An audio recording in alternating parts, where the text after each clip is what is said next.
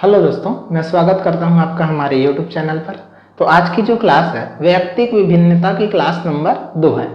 इसके पहले पार्ट में हमने 30 महत्वपूर्ण प्रश्नों का विश्लेषण किया था। तो आज की सीरीज में हम आगे महत्वपूर्ण प्रश्नों का विश्लेषण करते हैं। तो आइए बिना देरी के स्टार्ट करते हैं हमारा प्रश्न नंबर 31वां। तो प्रश्न नंबर 31वां जो है वो बोल रहा है, निम्नलिखित में से कौन व्यक्तित्व का प्रक्षेपी परीक्षण नहीं है। तो निम्नलिखित में से कौन जो है व्यक्तित्व का प्रक्षेपी परीक्षण नहीं है, यह आपको बताना है। रोल्स का स्याही धब्बा परीक्षण, शब्द साहचर्य परीक्षण, TAT, और डी है हमारा 16 PF परीक्षण। तो इससे पहले वाले क्लास में हम जो है इसके बारे में जो है देख चुके हैं। तो 16 PF परीक्षण जो है हमारा वो व्यक्तित्व का प्रक्षेपी परीक्षण नहीं होता है।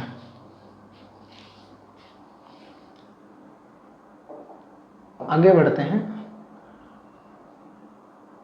अगला प्रश्न है हमारा, पढ़ाते समय सामान्य कक्षा में अध्यापक का सर्वाधिक ध्यान किस मनोवैज्ञानिक तथ्य पर होना चाहिए? शिक्षण तकनीक, वैयक्तिक विभिन्नता, शारीरिक क्षमता, पारिवारिक स्थिति। तो अध्यापक का जो विशेष ध्यान है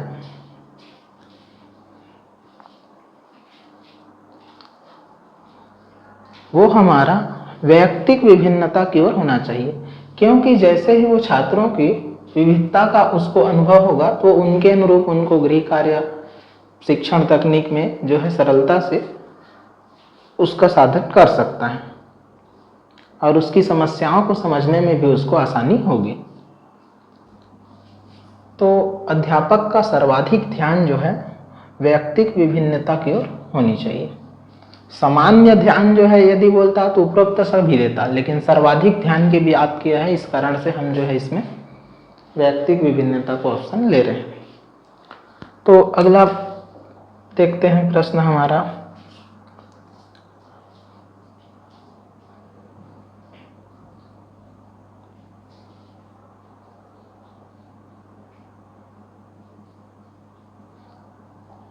अगला जो प्रश्न है, व्यक्ति में उन मनोशारीरिक अवस्थाओं का गतिशील संगठन जो उसके पर्यावरण के साथ अद्वितीय सामंजस्य निर्धारित करता है कहलाता है। पहला ऑप्शन दिया है व्यक्तित्व, दूसरा ऑप्शन दिया है समायोजन, तीसरा ऑप्शन दिया है आपका संवेदना, चौथा ऑप्शन दिया है आपका चरित्र।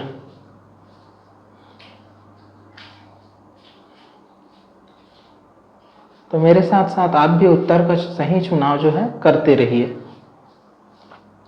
तो व्यक्ति में उन मनोशारीरिक अवस्थाओं का गतिशील संगठन जो उसके पर्यावरण के साथ अद्वितीय सामंजस्य निर्धारित करता है वो जो है उस व्यक्ति का व्यक्तित्व है।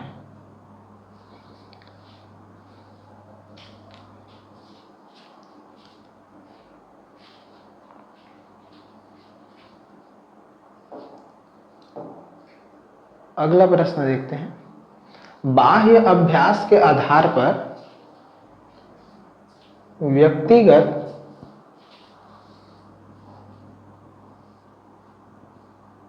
वर्णन कहा जाता है। बाह्य आभास के आधार पर व्यक्तिगत वर्णन कहा जाता है। पहला जो है गहन दृष्टिकोण, दूसरा जो है मानकीय दृष्टिकोण, तीसरा जो है सतही दृष्टिकोण और चौथा दिया गया है प्रेक्षणात्मक दृष्टिकोण। तो बाह्य आभास अभ्यास की बात कर रहे हैं।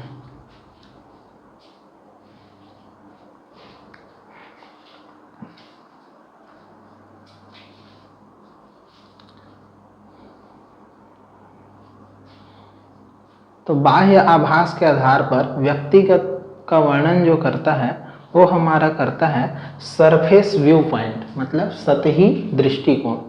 बाह्य अभ्यास के आधार पर व्यक्तिगत का वर्णन जो है सतही दृष्टिकोण करता है। ये जो है किसी व्यक्ति का गहन अध्ययन, उस व्यक्ति का अंतर्मुखी अध्ययन करने से मिलेगा। ये जो है मानकीय दृष्टिकोण है, स्टैंडर्ड व्यू पॉइंट, और ये जो है प्रेक्षणात्मक दृष्टिकोण है। तो आगे बढ़ते हैं, अगला प्रश्न देखते हैं। व्यक्तिगत भेद पाए जाते हैं। तो व्यक्तियों में जो भेद पाए जाते हैं उसको आप देखिए, बुद्धि के स्तरों में, अभिवृत्त में, गतिवाही योग्यता में, डी दिया है, ये सभी व्यक्तिगत भेद किस किस रूप में पाए जाते हैं। तो व्यक्तियों में जो भेद है बुद्धि के स्तर में भी हो सकती है, उनकी अभिवृत्तियों में हो सकती है, आदतों में हो सकती है। गतिवाही योग्यता तो जो उनका प्रवाह योग्यता है उसमें भी हो सकते हैं।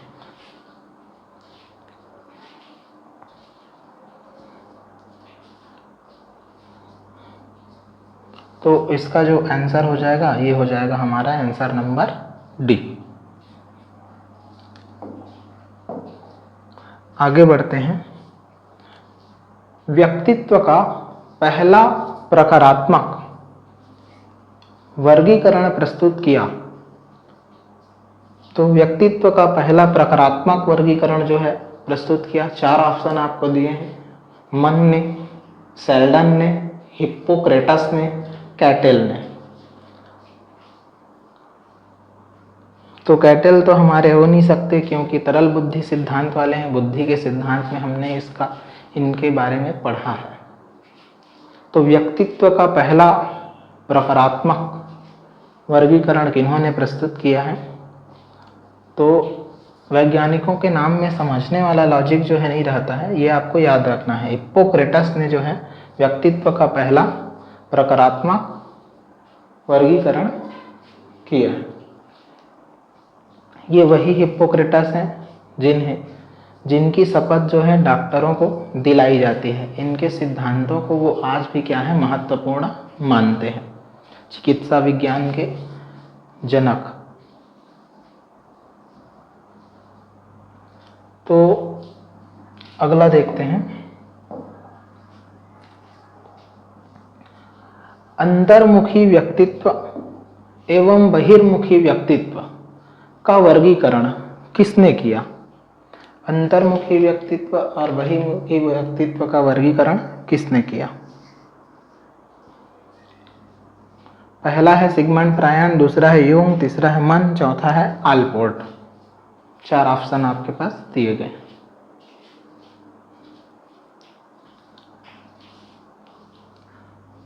तो अंतर्मुखी व्यक्तित्व और बहिर्मुखी व्यक्तित्व का वर्गीकरण जो उन्होंने किया वो है यूंग।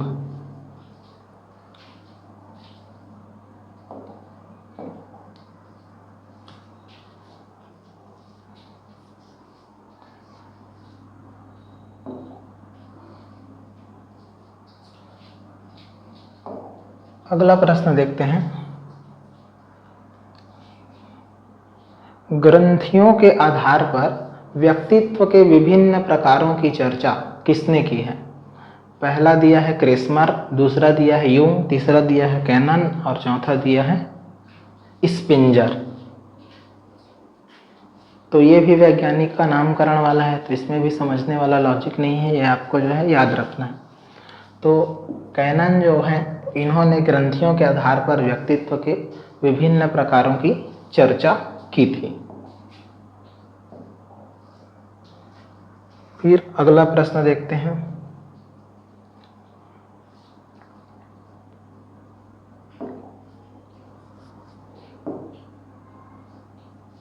क्लाउड पिक्चर टेस्ट निम्न में से किसके मापन में प्रयुक्त होता है। पहला बुद्धि, दूसरा व्यक्तित्व, तीसरा दिया है अधिक्षमता, चौथा दिया है अभिरुचि।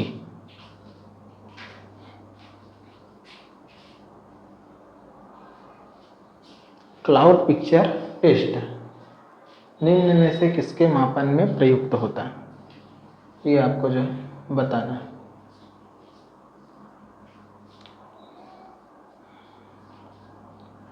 तो क्लाउड पिक्चर जो टेस्ट होता है ये जो है व्यक्तित्व के मापन में प्रयुक्त होता है। आगे बढ़ते हैं। अगला प्रश्न देखते हैं हमारा, निम्न में से कौन सा शेष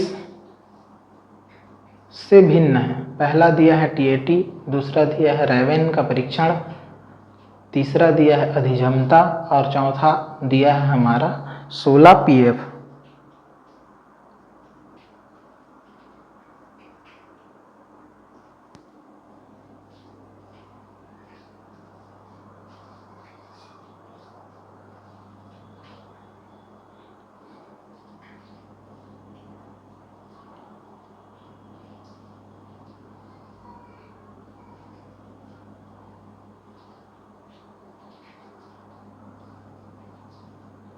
तो इसमें जो सभी से शेष से भिन्न है वो जो है रैवेन का परीक्षण है।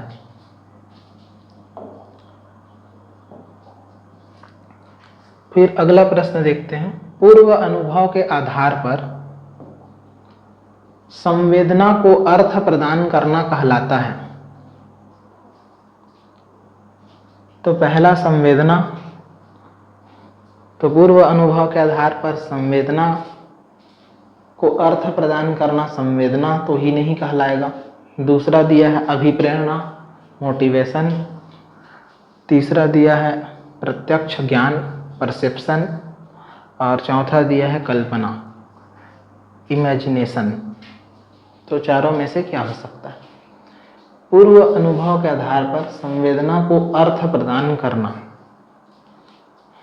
ये कहलाता है हमारा परसेप्शन अर्थात प्रत्यक्ष ज्ञान।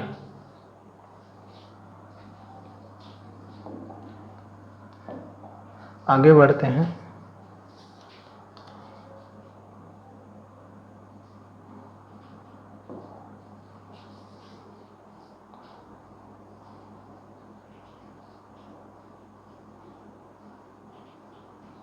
रोसार का इंक ब्लड टेस्ट का प्रयोग निम्न में से किसके मापन हेतु किया जाता है? पहला व्यक्तित्व, बुद्धि, अभिरुचि, अधिक्षमता।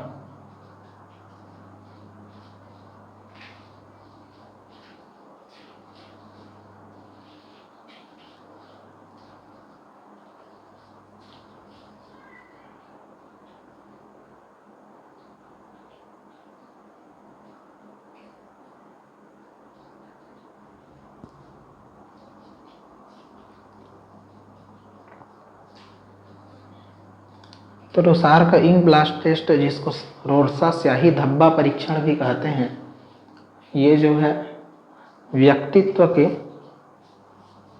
मापन हेतु प्रयोग किया जाता है। तो ऑप्शन नंबर हो जाएगा इसका हमारा ए।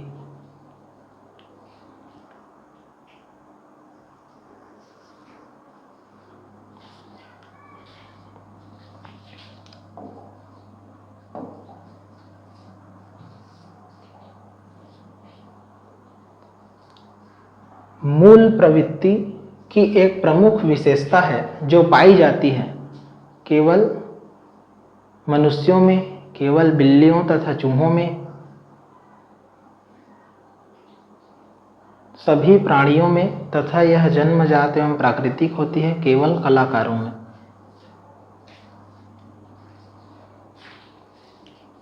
तो क्या केवल मनुष्यों में जो है मूल प्रवृत्ति का सिद्धांत मैक्डूगल ने इसीलिए बताया था, या केवल बिल्लियों एवं चूहों में, जिस कारण से जो है वैज्ञानिकों ने इनके ऊपर प्रयोग किया था, चाहे वो स्किनर हो, पावलोव हो।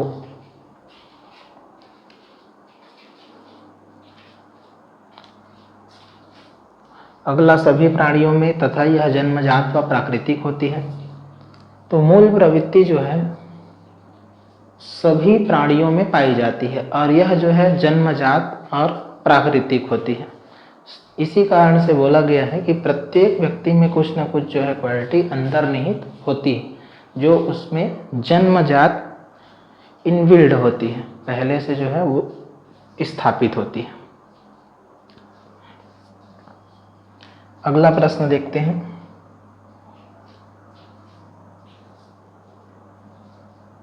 तो इस प्रश्न का हमारा राइट आंसर हो जाएगा हमारा आंसर नंबर सी। तो अगला प्रश्न है हमारा, क्रेस्मर ने व्यक्ति को निम्न में से किस प्रमुख प्रकार में वर्गीकृत किया है? ए दिया है वृषकाय, दुर्बल, गोलकाय, पेकनिक, सुडोलकाय, एथलेटिक। तो ये जो है क्रेस्मर महोदय, इन्होंने व्यक्तियों को जो है 3 प्रकार के शारीरिक उनकी आकृति के हिसाब से बांटा है। तो पहला जो है वृषकाय इन्होंने बोला है, जो कि एकदम पतले दुबले हैं, पतलू से हैं उनको। ये जो है गोलकाय हैं, गोलू मोलू मोटे प्रवृत्ति के व्यक्ति हैं। और ये जो है सुडोलकाय हैं, दूसरे शब्दों में आप बॉडी बिल्डर को समझ सकते हैं, जो फिट रहते हैं। और उपरोक्त सभी। तो क्रेस्मर ने जो है व्यक्ति को निम्न में से किसमें नहीं, इन तीनों जो है अलग अलग उसमें बांटा है। तो इसका जो आंसर हो जाएगा हमारा आंसर नंबर डी। ये उनके शारीरिक मापन का आधार है। अगला देखते हैं, टीईटी का उद्देश्य निम्न में से किसका मापन है? टीईटी का उद्देश्य क्या होता है? पहला बौद्धिक क्षमता, दूसरा अभिक्षमता, सी अभिवृत्ति, डी मूल्य। तो टीईटी का मुख्य उद्देश्य क्या होता है? टीईटी का मुख्य उद्देश्य होता है अभिक्षमता का मापन करना। तो इसका आंसर हो जाएगा हमारा आंसर नंबर बी। आगे बढ़ते हैं। अगला प्रश्न है हमारा, निम्नलिखित में से कौन सा लक्षण अंतर्मुखी व्यक्तित्व का नहीं है? तो अंतर्मुखी व्यक्तित्व और बहिर्मुखी व्यक्तित्व के बारे में मैंने पिछले वीडियो में कुछ बातें बताई थी। अंतर्मुखी व्यक्ति वाले वो होते हैं जो स्वयं से आत्म केंद्रित होते हैं, बाहरी दुनिया से उनको ज़्यादा लेना देना रहता नहीं है। कुछ ईगो इनमें पाया जाता है और जो है समाज से दूर रहने का प्रयास करते हैं। इनके अंदर दब्बूपन भी पाया जाता है। कुछ चीज़ों को जो है ये समाज के सामने एक्सप्रेस नहीं कर पाते हैं। तो इतनी चीज़ें तो मैंने बता दी। तो अब देखते हैं उस हिसाब से क्या होते हैं। पहला जो है आत्मकेंद्रित, दूसरा रूढ़िवादी, कट्टर रूढ़िवादी होते हैं, सी सामाजिकता और डी दब्बू। तो इसमें जो लक्षण है अंतर्मुखी व्यक्तित्व का, वो सामाजिकता का नहीं है। ये समाज को जो है ठीक से फेस नहीं कर पाते। बहिर्मुखी व्यक्ति जो होते हैं, सामाजिकता उनमें ज़्यादा पाई जाती है अंतर्मुखी की तुलना में। तो आगे बढ़ते हैं। अगला प्रश्न है हमारा, निम्नलिखित में से किसे व्यक्तित्व की नैतिकता वाली भुजा कहेंगे? तो उपाह दिया है ईड, जिसको और पराह दिया है जिसको बोलते हैं सुपर ईगो, आत्मा दिया है जिसको बोलते हैं ईगो, और टी दिया है इड तथा सुपर ईगो, दोनों मतलब। तो ये सभी चीज़ें क्या है? तो सुपर ईगो जो है ये हमारे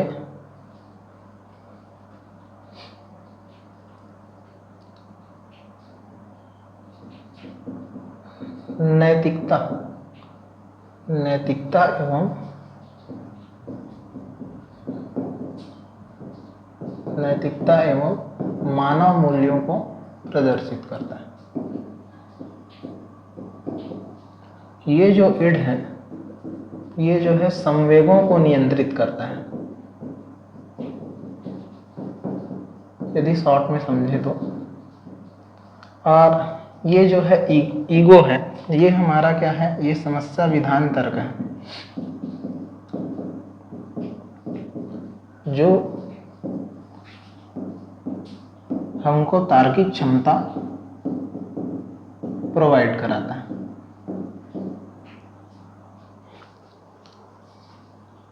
तो ये चीज़ें हैं तीनों के बारे में। तो उस हिसाब से यदि आप उत्तर देखें तो निम्न में से किसे व्यक्तित्व की नैतिकता वाली भुजा कहेंगे? तो नैतिकता और मानव मूल्य जो है किस में आ रहे हैं, आप खुद देख सकते हैं। तो ये आ रहा है हमारा सुपर ईगो में।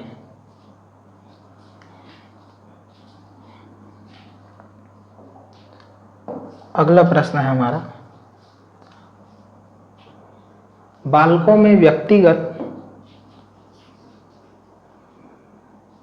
भिन्नता के लिए निम्न में से कौन सा कारक जिम्मेदार है? माता पिता की मनोवृत्ति, नस्ल, बुद्धि, स्थान।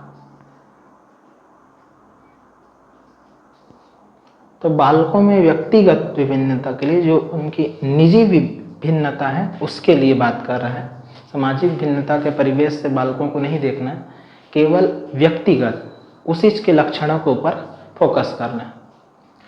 तो व्यक्तिगत विभिन्नता के लिए इनमें से जो है बुद्धि जिम्मेदार है। जिस बालक की बुद्धि भ्रष्ट है वो बालक जो है अपने आप में भ्रष्ट है। जिस बालक की बुद्धि अच्छी है वो जो है सरलता से जीवन के कष्टों को समझते हुए आगे बढ़ रहा है और संघर्षपूर्वक जीवन जी रहा है। तो बालकों में व्यक्तिगत भिन्नता के लिए मुख्य जिम्मेदार जो है वो क्या है? बुद्धि है। अगला देखते हैं,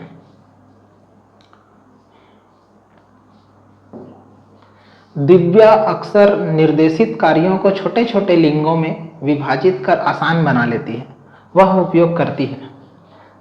दिव्या जो है किसी कार्य को छोटे छोटे कार्यों में बांट लेती है, उप कार्य का समूह बना लेती है और उसको बड़े आसानी से कर लेती है। तो वह उपयोग करती है उपलक्ष्य विश्लेषण विधि का, कम करने की विधि का, क्रियात्मक जड़ता नियात्मक विधि का, द्वितीयक विस्तारण विधि का।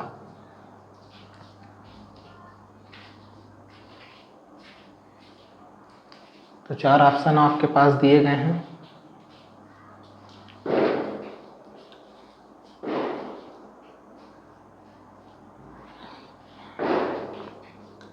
तो इसका राइट आंसर हो जाएगा हमारा उपलक्ष्य विश्लेषण विधि। तो उपलक्ष्य विश्लेषण विधि में क्या होता है? तो उपलक्ष्य विश्लेषण विधि में जो है कार्य को उन समूहों में बांट देते हैं जहां कार्य का मान अधिक होता है, मतलब जो कार्य महत्वपूर्ण है उन कार्यों को पहले कर लिया जाता है, तो वो जो कार्य है वो आसानी से हो जाता है। यह जो प्रस्ताव है हमारा उपलक्ष्य विश्लेषण विधि का है। आगे बढ़ते हैं।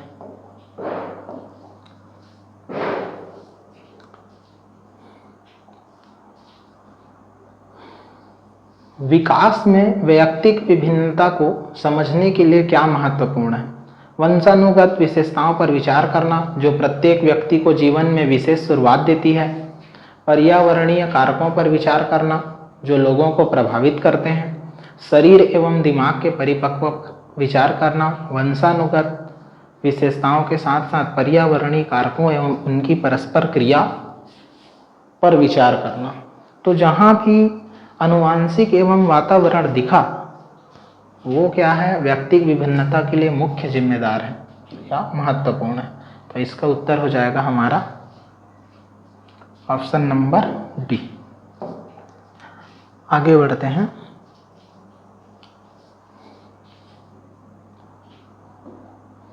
व्यक्तिगत विभिन्नता का प्राथमिक कारण क्या है? लोगों के द्वारा माता पिता से प्राप्त अनुवांशिक संकेत, जन्मजात विशेषताएं, पर्यावरणीय प्रभाव, अनुवांशिकता एवं पर्यावरण के बीच जटिल परस्पर क्रिया।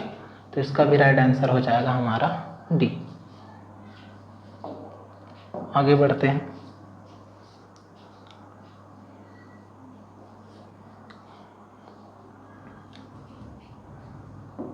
अगला जो प्रश्न है, कौन व्यक्तित्व के गुण सिद्धांत से संबंधित नहीं? तो फ्रायड, कैटल, आइजनेक, आलपोर्ट। तो कैटल जो है हमारे तरल बुद्धि के सिद्धांत दिए हैं, तो ये हमारा हो जाएगा राइट आंसर। ये जो है व्यक्तित्व के बारे में कुछ नहीं बोले, बेचारे सीधे साधे हैं, व्यक्तित्व के बारे में कोई लेना देना नहीं है इनको।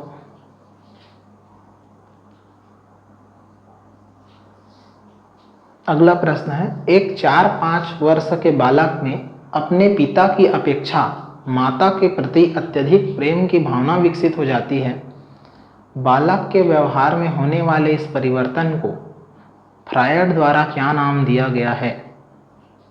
तो 4-5 वर्ष का छोटा बालक है, तो ये जनरली हर घर की कहानी है। तो बालकों का माता के प्रति क्या है, विशेष लगाव होता है। वैसी जो है पुत्रियों का पिता के प्रति जो है विशेष लगाव होता है। तो बालक के व्यवहार में होने वाले इस परिवर्तन को फ्रायड ने क्या नाम दिया? तो पराहम तो आप समझ ही चुके हैं, सुपर ईगो है वो, तो उसको छोड़ ही दीजिए। ओडिप्स कॉम्प्लेक्स, ये जो है क्या कहलाता है? तो इसमें जो है बालकों का माता के प्रति प्रेम व्यवहार और पिता के प्रति हल्की शत्रुता की भावना। तो कभी कभी इस प्रश्न को उल्टा भी पूछ सकता है कि 4-5 वर्ष के बालक में माता की अपेक्षा पिता के प्रति हल्की सी शत्रुता भावना जो है विकसित हो जाती है। ये इसको क्या नाम दिया गया है? तो ये है जो ओडिप्स कॉम्प्लेक्स बोला गया। इसका जस्ट उल्टा है हमारा इलेक्ट्रा कॉम्प्लेक्स। तो इसमें जो है किसी बालिका का पिता के प्रति प्रेम व्यवहार, और इसमें उल्टा हो जाएगा माता से हल्की शत्रुता। तो दूसरे शब्दों में बोला जाए तो विपरीत लिंग के प्रति आकर्षण का ही भाव है इसमें भी जो है छुपा हुआ है, यदि इसका विस्तृत अध्ययन करेंगे तो एक जो है ओडिप्स कॉम्प्लेक्स है, एक जो है इलेक्ट्रा कॉम्प्लेक्स। नार्सिज्म क्या है? तो नार्सिज्म व्यक्तित्व का एक प्रकार का गुण है। इसमें उन व्यक्तियों को शामिल किया गया है जो क्या होते हैं, बहुत ही आत्म केंद्रित होते हैं, जिनको स्वयं के ऊपर भगवान से भी ज़्यादा भरोसा रहता है। ये हल्के नहीं, बड़े घमंडी प्रवृत्ति के होते हैं। तो ऐसे व्यक्तित्व वाले लोगों को नार्सिज्म के अंतर्गत क्या किया गया, शामिल किया गया। तो अब आप समझ ही गए होंगे कि इसका उत्तर जो है ओडिप्स कॉम्प्लेक्स है। तो आगे बढ़ते हैं।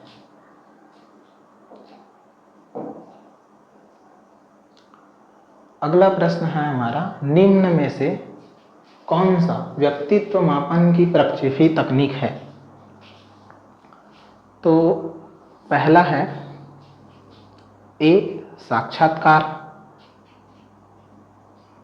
दूसरा है निर्धारण मापनी, तीसरा है अवलोकन, चौथा है प्रासंगिक अंतर्बोध परीक्षण। तो व्यक्तित्व मापन की प्रक्षेपी जो तकनीक है, साक्षात्कार तो नहीं है, निर्धारण मापनी ऐसा कोई होता नहीं है, अवकलन से हम प्रक्षेपी तकनीक का उपयोग नहीं कर सकते। तो ये हो जाएगा हमारा ऑप्शन नंबर डी जो है इसका हो जाएगा राइट आंसर। आगे बढ़ते हैं। अगला प्रश्न है हमारा,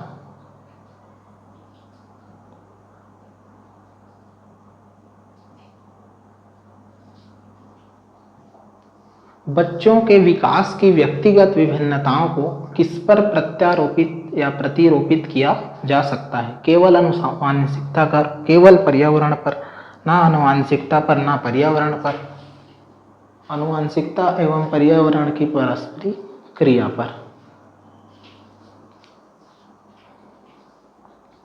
तो इसका आंसर आप लोग सभी जानते ही हैं, आंसर नंबर जो हो जाएगा डी। तो आज के क्लास में हमने कुछ जो है महत्वपूर्ण प्रश्नों को समझा, विश्लेषण किया। व्यक्तिगत विभिन्नता के कुछ और महत्वपूर्ण प्रश्नों को लेकर मैं आपके सामने फिर हाजिर होऊंगा। तो आज के लिए बस इतना ही। धन्यवाद।